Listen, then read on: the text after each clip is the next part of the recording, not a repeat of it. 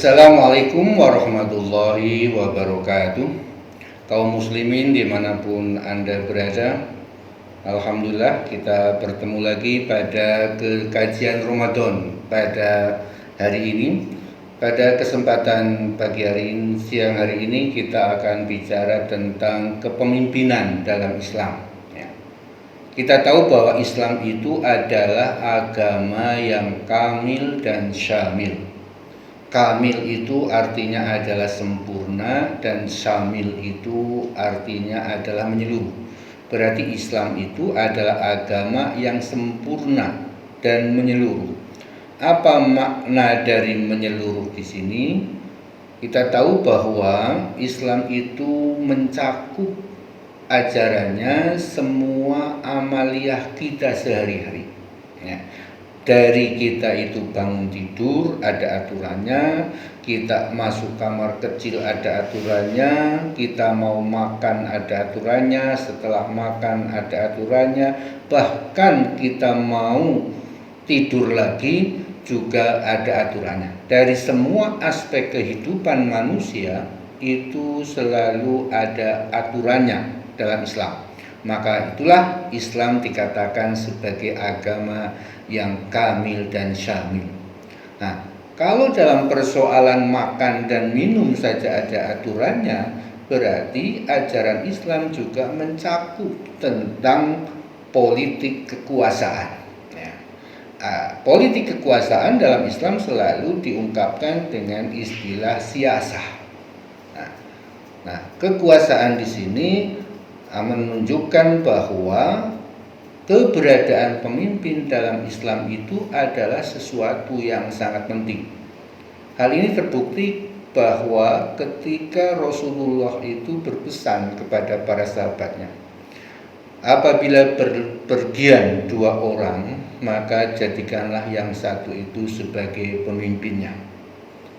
Dan ini juga kita maklumi ketika Rasulullah wafat, karena terjadi hal yang berkaitan dengan kekuasaan, sampai-sampai jenazah Rasulullah itu ada beberapa hari belum dimakamkan, karena umat Islam mau menyelesaikan urusan kepemimpinan yang akan menggantikan kepemimpinan Rasulullah.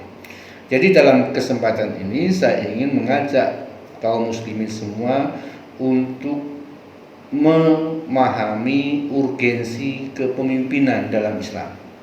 Perlu kita ketahui bahwa pemimpin dalam Islam itu diungkapkan dengan banyak istilah. Yang pertama, misalkan kata khalifah itu artinya adalah pemimpin. Tersebut misalkan dalam Quran surat Al-Baqarah ayat 30, wa idh qala rabbuka lil malaikati inni ja'ilun fil ardi khalifah. Nah, kata khalifah sendiri itu bermakna pemimpin. Ada lagi menggunakan kata imam. Imam itu juga artinya pemimpin. Rois itu juga artinya pemimpin. Ro'in artinya juga pemimpin, Qo'id juga artinya pemimpin, dan lain sebagainya. Nah, mari kita coba cermati satu persatu. Kata khalifah misalkan bermakna pemimpin, itu diambil dari kata khulafa, yang artinya adalah pemimpin yang menggantikan pemimpin sebelumnya. Nah, contoh misalkan Abu Bakar As-Siddiq radhiyallahu anhu itu dipanggil dengan istilah Khalifatur Rasul. Beliau adalah pemimpin yang menggantikan Rasulullah Shallallahu Alaihi Wasallam. Kemudian yang kedua, pemimpin diungkapkan dengan istilah imam. Imam itu ternyata berasal dari kata amma ya ummu umman imaman, yang berarti adalah pemimpin yang berada di depan dan selalu diteladani oleh rakyatnya. Nah, Ternyata pemimpin menggunakan kata imam ini satu akar kata dengan ibu. Ibu dalam bahasa Arab disebut dengan Maka kalau dalam ungkapan Arab dikatakan limada summiyatil ummu umman liya ummuha auladuha.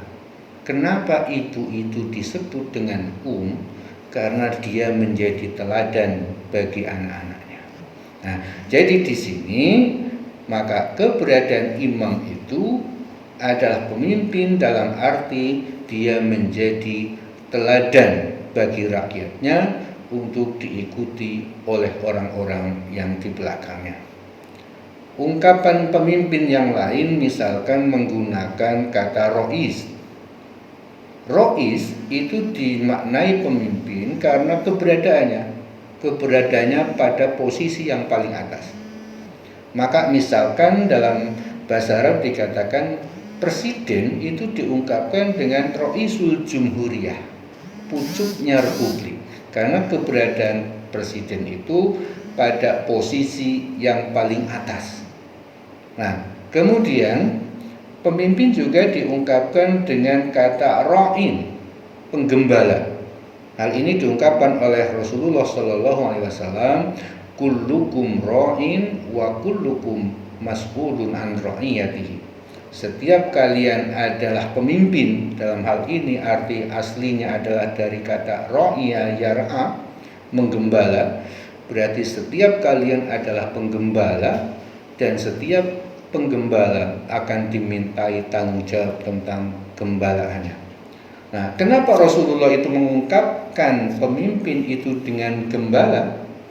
Karena pada hakikatnya pemimpin sekurang-kurangnya memiliki 3 beban, 3 tanggung jawab yang seperti dimiliki oleh para penggembala. Apa 3 tanggung jawab penggembala itu terhadap gembalaannya? Yang pertama adalah tugas dari penggembala adalah mengantarkan gembalaannya menuju ladang rumput yang hijau.